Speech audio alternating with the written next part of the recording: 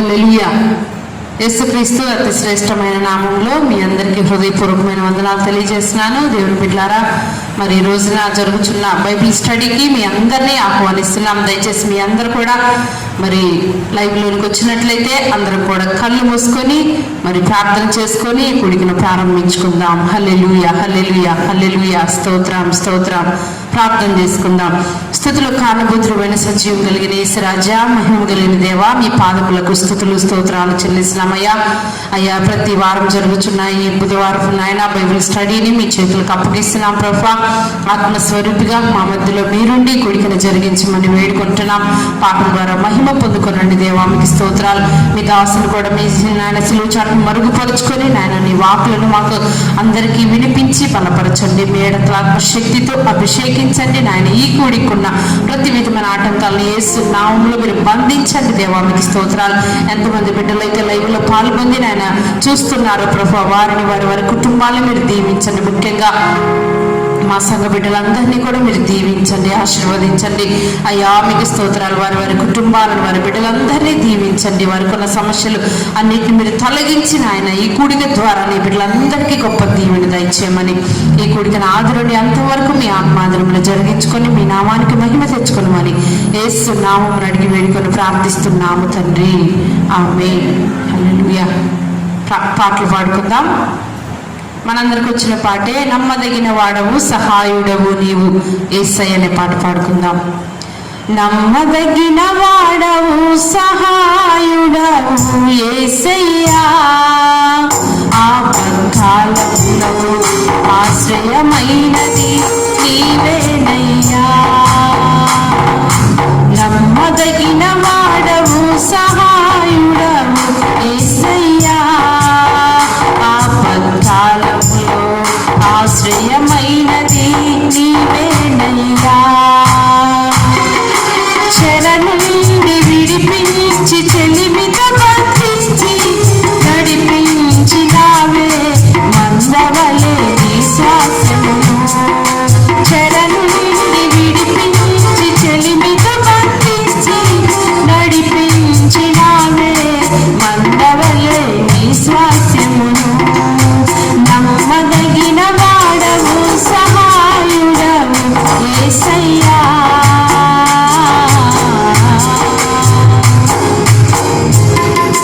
నీ జనులకు నీవు న్యాయాధిపతివైతివే. శత్రువుల కోటలన్నీ కూలిపోయెను, సంకెళ్ళ సంబరాలు మూగబోయెను. నీ జనులకు నీవు న్యాయాధిపతివైతివే. శత్రువుల కోటలన్నీ కూలిపోయెను, సంకెళ్ళ సంబరాలు మూగబోయెను. నిరీక్షణ కర్తవై నిన్నే నమ్మిన ప్రజలు నిత్యానంద భరితులై సీయోనుకు తిరిగి వచ్చెను. నిరీక్షణ కర్తవైన నిన్నే నమ్మిన ప్రజలు నిత్యానంద భరితులై సీయోనుకు తిరిగి వచ్చెను. నమ్మదగిన వాడవు సహాయుడవు యేసయ్యా, నీ ప్రియులను నీవు కాపాడే మంచి కాపరి. జటిలమైన త్రోవలన్నీ దాటించితివి, సమృద్ధి జీవముతో పోషించితివి. నీ ప్రియులను నీవు కాపాడే మంచి కాపరి. జటిలమైన త్రోవలన్నీ దాటించితివి, సమృద్ధి జీవముతో పోషించితివి. ఆలోచన కర్తవైన నీ స్వరమే వినగా విద్యాధరణను పొంది నీ క్రియలను వివరించెను. ఆలోచన కర్తవైన నీ స్వరమే వినగా విద్యాధరణను పొంది నీ క్రియలను వివరించెను. నమ్మదగిన వాడవు సహాయుడవు యేసయ్యా,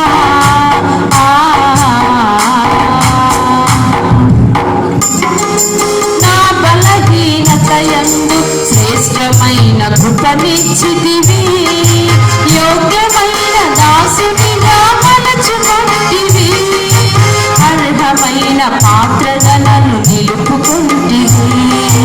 నా బలహీనత యందు శ్రేష్టమైన కృపనిచ్చితివి, యోగ్యమైన దాసునిగా మలచుకొంటివి, అర్హమైన పాత్రలను నిలుపుకొంటివి.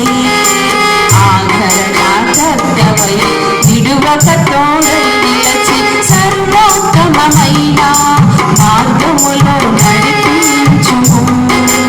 ఆదరణకర్తవై విడువక తోడై నిలచి సర్వోత్తమమైన మార్గములో నడిపించుము. నమ్మదగిన వాడవు, సహాయుడవు యేసయ్యా, ఆపత్కాలములో ఆశ్రయమైనది నీవేనయ్యా. చెర నుండి విడిపించి చెలిమితో బంధించి నడిపించినావే మందవలే నీ స్వాస్యమును. చెర నుండి విడిపించి చెలిమితో బంధించి నడిపించినావే మందవలే నీ స్వాస్యమును. నమ్మదగిన వాడవు, సహాయుడవు యేసయ్యా.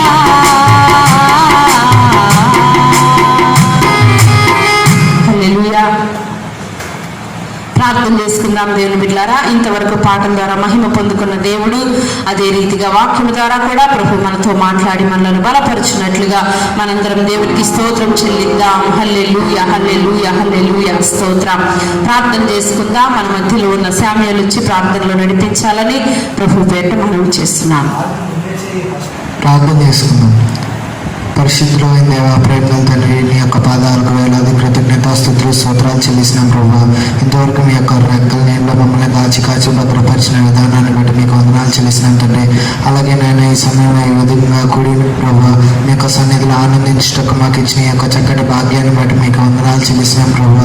పాటల ద్వారా మీరు మహిమ పొందుకున్నారు దేవ. అలాగే నేను ఇప్పుడు మీ దాసుని ఆయన నిలబడి నీ యొక్క వాక్యాన్ని మాకు బోధించుండగా ఆయన మాకు కావాల్సిన వర్తమానాన్ని మీరు మాకు దయచేసి మమ్మల్ని బలపరచమని ప్రార్థన చేస్తున్నాం ప్రభు. మీకు స్తోత్రాలు కృతజ్ఞతాస్తుతులు చెల్లిస్తున్నాను దేవా. అలాగే నేను ఇంకా జరగనున్న ప్రతి ఒక్క కార్యక్రమంలో మీరే అధ్యక్షత వహించి తోడుగా ఉండి నడిపించమని యేసు అతి పరిశుద్ధ నామములో అడుగుచున్నాం తండ్రి, ఆమేన్. Praise lord. దేవుని నామానికి అత్యధికమైన మహిమ కలుగును గాక.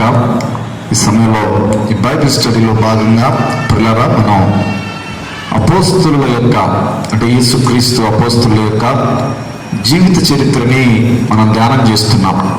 ఇప్పటి వరకు కూడా చూడండి, మత్తయి సువార్త 10వ అధ్యాయము 2వ వచనం 3వ వచనం చదువుకుందాం.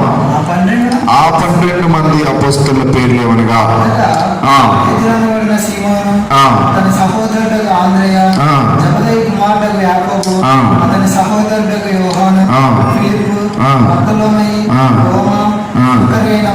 చాలు, సుంకరి అయిన మత్తయి అంతవరకు ధ్యానం చేశాం. ఈరోజు మిగతా అందరినీ కూడా ఒకసారి ధ్యానం చేద్దాం పిల్లరా. ఎందుకు అందరినీ అని అంటున్నారంటే మత్తయి వరకు కూడా మనకి వాక్యాలు అక్కడక్కడ దొరుకుతాయి అన్నమాట. కానీ ఇక మీదట చెప్పబోయే వారు మనకి వాక్యంలో వారి గురించి ఎక్కువగా వ్రాయబడలేదు అనమాట. కాబట్టి మనం వారి గురించి కొద్దిగా పరిచర్య ఎక్కడ చేశారు, చారిత్రాత్మకంగా పరిచర్య ఎక్కడ చేశారని చెప్పేసి మనం ధ్యానం చేసుకుందాం పిల్లరా. చూడండి, నెక్స్ట్ ఎవరంట? అల్ఫయి కుమారుడగు యాకోబు. చూడండి, అల్ఫయి కుమారుడగు యాకోబు యొక్క జీవితం గురించి మనం చూద్దాం. ఈయన కూడా కపెర్నహూము వాసి అని చెప్పేసి మనం గమనించవచ్చు పిల్లారా. ఈయన తండ్రి క్లియోపాస్, తల్లి మరియా. వీరు యేసుక్రీస్తు తల్లి మరియకి దగ్గర బంధువులు అని చెప్పేసి చరిత్ర చెప్తుంది అనమాట. అయితే ఈయన గురించి మనం గమనించినప్పుడు యేసుక్రీస్తు లాగానే ఉంటాడంట ఈయన. యేసుక్రీస్తు యొక్క పోలికతో ఉంటాడంట ఈయన. అందుకనే యూదా యేసుక్రీస్తుని పట్టించడానికి వచ్చినప్పుడు యేసుక్రీస్తు ఎవరో యూదా నేను ముద్దు పెట్టుకొని చూపిస్తానని చెప్పాడు. ఎందుకంటే యేసుక్రీస్తు ఈ యొక్క అల్ఫయి కుమారుడైన యాకోబు ఇద్దరు ఒకే రూపంలో ఉంటారు కాబట్టి బాగా తెలిసిన వారు మాత్రమే గుర్తుపెట్టుకోగలరట. కాబట్టి యూదా నేను ముద్దు పెట్టుకొని చూపిస్తాను అని చెప్పింది ఇందు నిమిత్తమేనమాట. ఎందుకంటే ఒకవేళ ఈ యాకోబుని పట్టుకొని యేసుక్రీస్తు అని చెప్పేసి చెప్తారని చెప్పేసి అలాగా ముద్దు పెట్టుకొని యేసుక్రీస్తుని పట్టించినట్లుగా చూడొచ్చు పిల్లారా. కాబట్టి ఈయన గురించి మనకి పెద్దగా తెలియదు, కానీ ఈయన పరిచర్య చరిత్ర మనకు చెప్పేది సత్యం ఏంటంటే పిల్లరా, ఈయన సిరియా దేశానికి అంటే యేసుక్రీస్తు చనిపోయి తిరిగి లేచిన తర్వాత అప్పుడు అపోస్తులందరూ కూడా ఆయా దేశాల దిక్కులకి పరిచర్య నిమిత్తం వెళ్ళిపోయిన తర్వాత ఈయన కూడా సిరియా దేశానికి వెళ్ళి కొంతకాలం సిరియాలో సేవ చేసిన తర్వాత అక్కడే హతసాక్షిగా చనిపోయినట్లుగా ఈయన గురించి చెప్పొచ్చు దేవుని బిడ్డలారా. ఇకపోతే ఇంకొంచెం ముందుకు వెళదాం. ఇంకొక ఆయన చూద్దాం. ఆయన ఎవరంట? తద్దయి ఎను మారు పేరు గల లెబ్బయి. చూడండి, తద్దయి మారు పేరు గల లెబ్బయి. ఇంకో చోట ఈయన గురించి యూదా అని కూడా రాయబడింది అనమాట. యోహాను పత్రిక 14వ అధ్యాయం 22వ వచనంలో ఈయన పేరు యూదా అని కూడా రాయబడింది. పిల్లరా చదవండి, యోహాను సువార్త 14వ అధ్యాయం 22వ వచనం. ఇస్కరియోతు కాని యూదా. సాల్ ఇక్కడ ఇస్కరియోతు కాని యూదా ఎవరు ఈయన అంటే ఈయనమాట. అంటే ఈయనకి ఎన్ని పేర్లు ఉన్నాయి? తత్తయి, అదేవిధంగా లెబ్బయి, అదేవిధంగా యూదా. 3 పేర్లు కలిగి ఉన్నాయి. చూడండి, ఈ 3 పేర్లు కలిగి ఉన్నాయి కాబట్టి ఈయన్ని ఒక ట్రయూన్ లాగా పిలుస్తూ ఉండేవారు. అంటే ముగ్గురు కలిసిన వ్యక్తుల్లాగా పిలుస్తూ ఉండేవారంట. చూడండి, ఈయన గురించి మనం ఒకటి బాగా అర్థం చేసుకోవచ్చు. ఏంటంటే ఈయన తత్తయి లేకపోతే లెబ్బయి అనే పేరుకు అర్థం ఏంటంటే హృదయం, గుండె అనే అర్థం వస్తున్నట్లుగా మనం చెప్పొచ్చు దేవుని బిడ్డలారా. అందుకనే ఈయన ఎక్కువగా అంటే ప్రేమ ప్రతిరూపంగా పిలువబడేవాడంట ఆ రోజుల్లో. తద్దయి దేవుని బిడ్డలారా, లేకపోతే లెబ్బయి అనమాట. అదే ఈయన గురించి ఇంకొంచెం మనం గమనించినప్పుడు ఇందాక మనం చదువుకున్నాం యోహాను సువార్త 14వ అధ్యాయం 22వ వచనంలో అక్కడ మాత్రమే ఈయన గురించి బైబిల్లో రాయబడి ఉందండి. చదవండి, ఆ మాట చదవండి. ఇస్కరియోతు కాని యూదా అంటే ఈ తద్దయి లేదా లెబ్బయి అనమాట. ప్రభువా, నీవు లోకమును కాక మాకు మాత్రమే ఎందుకు కనపరుచుకోవటం ఎందుకు అని అడుగుతాడండి. అప్పుడు యేసు ప్రభు చక్కని జవాబిస్తున్నట్లుగా మనం చూడొచ్చు. అంటే ఇప్పుడు ప్రాముఖ్యంగా మనం అర్థం చేసుకోవాలి ఏంటంటే ఇక్కడ యేసుక్రీస్తు వెళ్ళిపోతూ శిష్యులను కూర్చోబెట్టుకొని పరిచర్య చేసి అనేక విషయాలు చెప్తూ ఉన్నప్పుడు అప్పుడు ఇదిగో నేను లోకానికి కనబడనిగా మీకే కనబడతానని చెప్పినప్పుడు అప్పుడు ఈయన అడుగుతాడు అనమాట, ప్రభువా మాకు మాత్రమే ఎందుకు కనబడతావు ప్రభా అన్నప్పుడు యేసు ప్రభు ఏం జవాబిస్తాడో చూడండి కిందకి. యేసు ఒకడు నన్ను ప్రేమించిన ఎడలా వాడు నా మాట గైకొంటాడు, వారిని ప్రేమించును, వాని యొద్దకు వచ్చి చేతి. చాలా యేసుక్రీస్తు ఇక్కడ ప్రాముఖ్యంగా చెప్పే విషయం ఏంటంటే ఏ ఒక వ్యక్తి నన్ను ప్రేమించినప్పుడు ఆయనకి నేను కనపరుచుకుంటాను అంటాడండి. ఇప్పుడు చూడండి, అది మనకి ప్రాముఖ్యమైన విషయం ఏంటంటే ఇక్కడ ఆ తత్తయి ఒక ప్రశ్న అడుగుతున్నాడు అనమాట. అక్కడ మాత్రమే మనకి కనబడతాడు పిల్లారా. మిగతా ఎక్కడ కూడా ఈ తత్తయి గురించిన వాక్యం లేకపోతే లెబ్బయి గురించిన వాక్యం మనకి తెలియదు పిల్లారా. అయితే చరిత్ర చెప్తున్న ఆనవాళ్ళను బట్టి మనం గమనించినప్పుడు ఈయన పరిచర్య అనేది ఎక్కడ చేశాడంటే పిల్లరా మెసొపొటేమియా అనే ప్రాంతానికి వెళ్ళి అక్కడ కొన్నాళ్ళు పరిచయం చేసి అక్కడ రాజైన అబ్హర్ అన్నమాట ఆయనకు సువార్త చెప్పాడని, వాళ్ళందరూ కూడా కుటుంబీకులందరూ రక్షణ పొందారని, ఆ ప్రాంతం అంతా కూడా మార్చబడదని చెప్పేసి మనం గమనించవచ్చు పిల్లారా. ఆ తదుపరి 43 నుండి 60 వరకు అర్మీనియా అనే దేశానికి వెళ్ళి 43వ సంవత్సరం నుండి 60వ సంవత్సరం వరకు అక్కడే ఉండి పరిచయం చేశాడు. గొప్ప పరిచయం చేశాడు. ఇది దక్షిణ ఆఫ్రికా అంటే ఆఫ్రికా ఖండంలోని దక్షిణ ప్రాంతంలో ఈ దేశం ఉందన్నమాట. ఇప్పటికీ ఉంది అర్మేనియా దేశము. ఈ దేశం అంతా క్రైస్తవ దేశం, ఇప్పటికీ క్రైస్తవ దేశం. దానికి కారణం ఏంటంటే తద్దయి అక్కడికి వెళ్ళి పరిచయం చేశాడు. గొప్ప కార్యాలు దేవుడు తద్దయి ద్వారా జరిగించాడు. అందుకనే మొట్టమొదట ప్రపంచంలో క్రైస్తవ దేశం ఏదైనా ఉందంటే అది అర్మేనియా దేశమే. దేవుని బిడ్డలారా, ఆ రోజుల్లో ఫస్ట్ అదేనమాట క్రైస్తవ దేశం. ఆ తదుపరి ఇప్పుడు యూరోప్ కంట్రీస్ అన్ని క్రైస్తవ దేశాలు అవటం, అదేవిధంగా అమెరికా క్రైస్తవ దేశం అవటం ఆ తదుపరి వచ్చినాయి. కానీ చరిత్రలో మొట్టమొదటి క్రైస్తవ దేశం ఏంటంటే అర్మేనియా దేశం. ఈ అర్మేనియా దేశంలోనే తద్దయితో పాటు కనానీయుడైన సీమోను, ఈసారి మనం నెక్స్ట్ ధ్యానం చేయబోయే సీమోను కూడా అక్కడే తద్దయ్య ఇద్దరు పనిచేశారు. అందుకని గొప్ప మినిస్ట్రీ జరిగించినట్లుగా మనం చూడొచ్చు పిల్లారా.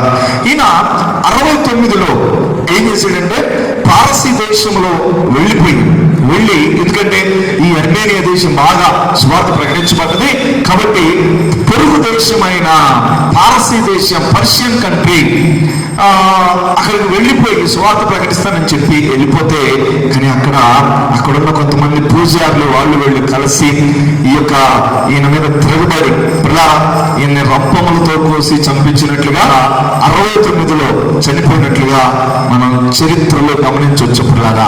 ఇది తద్దయి యొక్క జీవితం గురించి మనం చూడొచ్చు పిల్లారా. మూడవది అంటే 11వ వ్యక్తి అన్నమాట. చూడండి, ఆయన ఎవరు? కనానీయుడైన సీమోను. పిల్లరా, కనానీయుడైన సీమోను. ఈయనకు ఇంకొక పేరు కూడా ఉంది. ఏంటంటే జెలోతే అనబడిన సీమోను. చూడండి, ఈయన కనానీయుడైన సీమోను అని ఎందుకు చెప్పబడి ఉందంటే ఇద్దరు సీమోన్లు ఉన్నారు బైబిల్లో. మొదటి సీమోను పేతురు, మనందరికీ తెలుసు, సైమన్ పీటర్. అందుకని ఈయన ప్రత్యేకంగా చెప్తున్నాడు కనానీయుడైన సీమోను. ఈయన కానా అనే ప్రాంతానికి చెందినవాడు. యేసు ప్రభు మొట్టమొదటి అద్భుతం చేసింది ఎక్కడ? కానాలో వివాహానికి ఊరికి వెళ్ళినప్పుడు అప్పుడు యేసుక్రీస్తు పెళ్లిలో అద్భుతం చేస్తాడు. నీటిని ద్రాక్షరసంగా మారుస్తాడు పిల్లల. ఆ ఊరికి సంబంధించిన వ్యక్తి ఈ యొక్క కనానీయుడైన సీమోను అన్నమాట.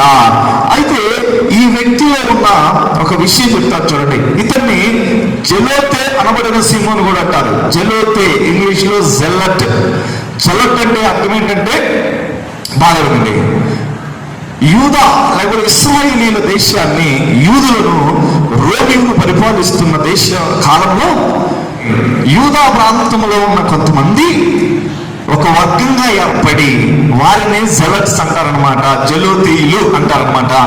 ఈ జెలట్స్ వారు ఏం చేశారంటే రోమీయుల మీద తిరుగుబాటు చేశారు. ఒక మాట చెప్పాలంటే ఇది ఒక ఉగ్రవాద సంస్థ లాంటిది అనమాట.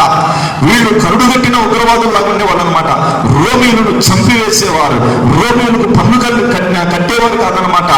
రోమీయుల మీద తిరుగుబాటు చేస్తూ మా యూదా దేశాన్ని మాకేందని పోరాడుతూ ఉండేవారు అనమాట. ఎలాంటి వారంటే చావనన్న సచ్చేవాళ్ళు కానీ రోమీలకు లోబడేవాళ్ళు కాదు. అటువంటి వర్గం జెలోతీయులు అనమాట. అయితే ఈ వర్గంలో ఉన్న వ్యక్తి అంటే కరుడు కట్టిన ఉగ్రవాద స్వభావం కలిగిన వ్యక్తి ఈ కనానీయుడైన సీమోను పిల్లారా. అయితే చూసారా, యేసు ప్రభు యొక్క బోధలకు ఆకర్షించబడి ఆ కరుడు కట్టిన హృదయాన్ని తొలగించేసుకుని, అందుకనే చూడండి తొలగించేసుకుని యేసుక్రీస్తుని వెంబడించినట్లుగా అపోస్తుడిగా మార్చబడినట్లుగా ఈయన కూడా దేవుని బిడ్డలారా గొప్ప హతసాక్షిగా మార్చబడినట్లుగా మనం గమనించవచ్చు పిల్లారా. కాబట్టి దీన్ని బట్టి మనకు అర్థమయ్యేది ఏంటంటే యేసుక్రీస్తు ఎటువంటి హృదయాన్నైనా మార్చగలిగిన సమర్థుడు అని గుర్తుపెట్టుకోవాలని ప్రభు పేట మనం చేస్తున్నాం. చూడండి, ఈయన గురించి బైబిల్లో మనకు అస్సలు రాయబడి ఉండలేదు. కానీ చూడండి, అపోస్తుల కార్యం 1వ అధ్యాయంలో 6వ వచనంలో ఒక ప్రశ్న అడగబడింది. 1వ అధ్యాయం 6వ వచనం చదవండి. అపోస్తుల కార్యం 1వ అధ్యాయం 6వ వచనం చదవండి. కాబట్టి వారు కూడి వచ్చినప్పుడు, వారంటే 12 మంది శిష్యులు కూడి వచ్చినప్పుడు, ప్రభువా ఈ కాలమందు ఇశ్రాయేలునకు రాజ్యమును మరలా అనుగ్రహించుదువా అని ఆయనను అడిగగా, బహుశా పండితులు చెప్పేది ఏంటంటే ఈయన జెలోతే అనబడిన సీమోను, కనానీయుడైన సీమోనే ఈ ప్రశ్న అడిగి ఉండొచ్చు. ఎందుకంటే ఆయన రాజ్యం, యూదులు సొంత రాజ్యాన్ని కలిగి ఉండాలని, రోమీలు వారిని పరిపాలించకుండా ఉండాలని చెప్పేసి ఆకాంక్షించిన వ్యక్తి అనమాట సీమోను పిల్లరా. కానీ దేవుడు గద్దించి గద్దించినట్లుగా చూస్తున్నాం. గద్దించినప్పుడు యేసు ప్రభువుకు లోబడి 12 మంది శిష్యులతో కూడా మేడగదిలో పిల్లరా ఆయన మేడగదిలో యేసుక్రీస్తు శిష్యులతో కూడా ప్రార్థన చేసి, ఇదిగో ఇక్కడ మనం చూసినప్పుడు 13వ అధ్యాయం మొదటి అధ్యాయం 13వ వచనంలో చూడండి, జలోతే అనబడిన సీమోను అని రాయబడింది. ఓకేనా, జలోతే అనబడిన సీమోను, ఈయన కనానీయుడైన సీమోను పిల్లరా.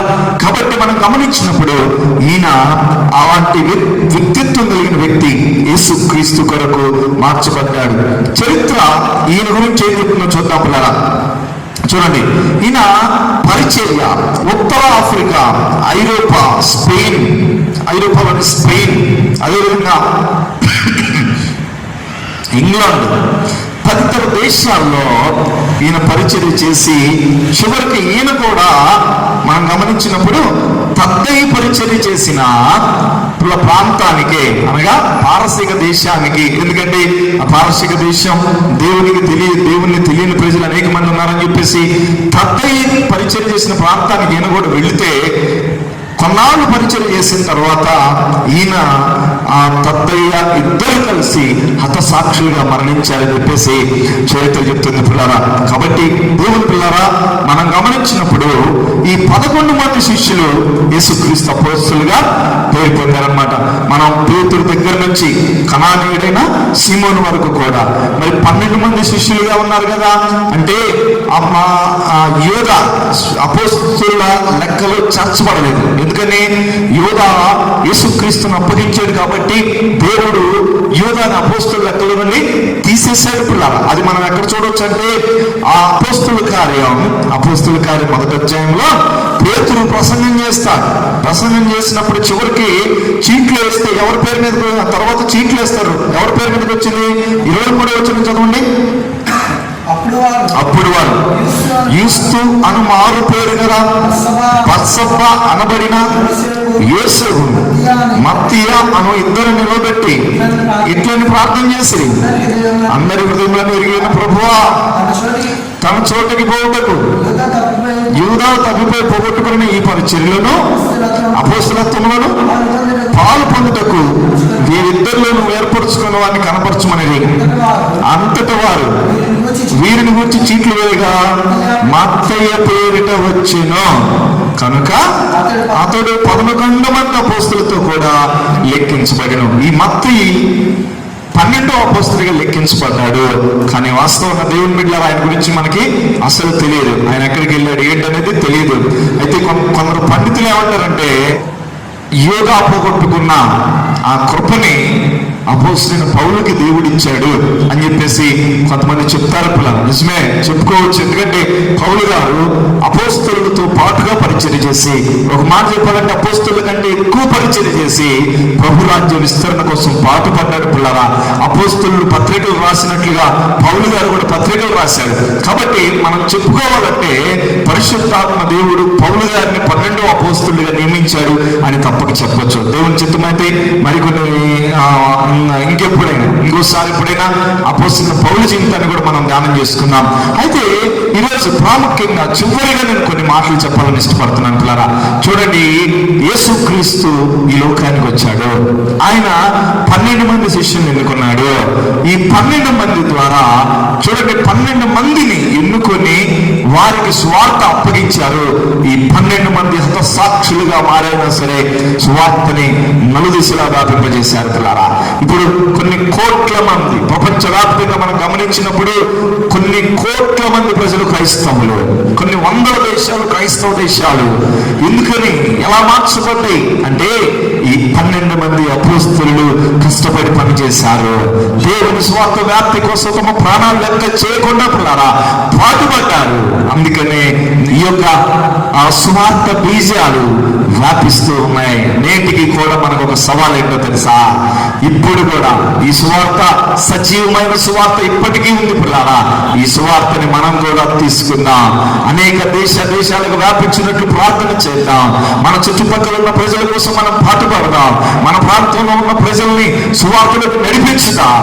అలా చేస్తే 12 మంది అపోస్తలులకు ఇచ్చిన కృపని దేవుడు తప్పకుండా మనకు కూడా ఇవ్వబోతున్నాడు పిల్లారా. కాబట్టి అట్టి రీతిగా ఈ మనందరం కూడా బ్రతుకుదాం. దేవుడు అటువంటి కృప మనకి ఇచ్చి నడిపించిన గాక. ప్రార్థన చేసుకున్నాం. తల ఉంచండి, కళ్ళు మూసుకొని. పిల్లరా, ఇంతవరకు 12 మంది అపోస్తలుల యొక్క జీవితాలని మనం దశల వారీగా చూసాం. ఈరోజు కొంతమందిని చూసాం పిల్లరా. కానీ ఏదేమైనా ఒకటే మనకు తెలుస్తుంది, అపోస్తలులు తమ ప్రాణాలు లెక్క చేయకుండా ప్రభు కోసం బ్రతికారు.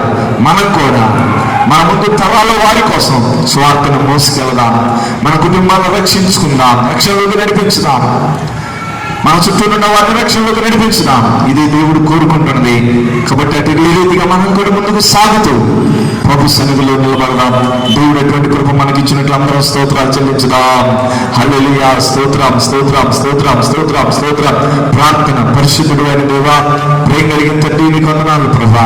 ఈరోజు ఈ బైబిల్ స్టడీలో ప్రభా అపోస్తలుల యొక్క జీవితాలను ప్రభా మేము ధ్యానం చేసుకుని కృప ఇచ్చినందుకు వందనాలు. ఈ రోజుతో ఈ టాపిక్ ని పూర్తి చేసి కృప ఇచ్చినందుకు స్తోత్రం చెల్లిస్తున్నాం ప్రభా. నైనా అపోస్తలులాగా మేము కూడా పరిచర్యలో ముందుకెళ్ళి కృప మాకు దయచేయండి ప్రభా. వారికి ఇచ్చిన కృపావరాలు మాకు కూడా ఇవ్వండి ప్రభా. మమ్మల్ని మీరు దీవించండి ప్రభా. ఈ కొన్ని వారాలుగా మేము ధ్యానం చేస్తున్నాం. తప్పకుండా వీరి ద్వారా మేము ఎన్నో నేర్చుకున్నామని మేము నమ్ముతున్నాం ప్రభు యేసయ్య. ఇంకా ప్రభా యేసయ్య, అనేక లోతుల్లోకి ప్రభా ప్రజలు నడిపించండి ప్రభా. ఇంతవరకు మీ సన్నిధి మాకు ఇచ్చినందుకు స్తోత్రాలు చెల్లిస్తూ మా సంఘాన్ని మీరు అత్యధికంగా ఆశీర్వదించండి. ఈ యొక్క పాఠములు వినుచున్న బిడ్డలందరినీ కూడా దీవించి మీ కృపతో నింపగలని యేసు పరిశుద్ధ నామమున అడుగుచున్నాము తండ్రి, ఆమేన్. తండ్రి అయిన దేవుని ప్రేమ, కుమారుని యేసుక్రీస్తు యొక్క కృప, పరిశుద్ధాత్మ కన్యని సహవాసం, కాపుదల సన్నిధి దీవెన కూడిన ప్రతి బిడ్డకి సదా తోడు నిలుచును గాక. ఆమేన్, ఆమేన్. God bless you all. దేవుడు మిమ్మల్ని అందరినీ దీవించును గాక. పిల్లరా, మనకి మరొకసారి తెలియజేస్తున్నాను, వచ్చే ఆదివారం మనకి 10 గంటల నుండి 12:30 గంటల వరకు మన బాప్టిస్ట్ ఐపీసీ సంఘంలో ప్రార్థన ఉంటుంది, ఆరాధన ఉంటుంది. కాబట్టి మీకు అందరికీ తెలుసు, ఆ సూచనలు నేను వాట్సాప్ లో సూచనలు పెట్టాను. తప్పకుండా అటువంటి వారు మాత్రమే, మళ్ళా ఒక్క మాట చెప్తున్నాను, నేను 16 సంవత్సరాల నుండి 65 సంవత్సరాల లోపు వారు మాత్రమే రావాలి.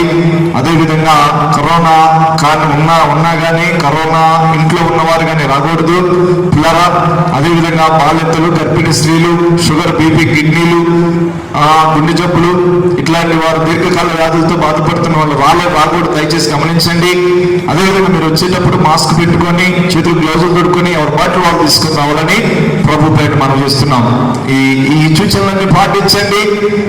మంచిగా మీకు ప్రేమగా దేవుని బిడ్డలారా ధైర్యంగా విశ్వాసంతో రండి. దేవుడు తప్పకుండా మిమ్మల్ని దీవిస్తాడు. God bless you all.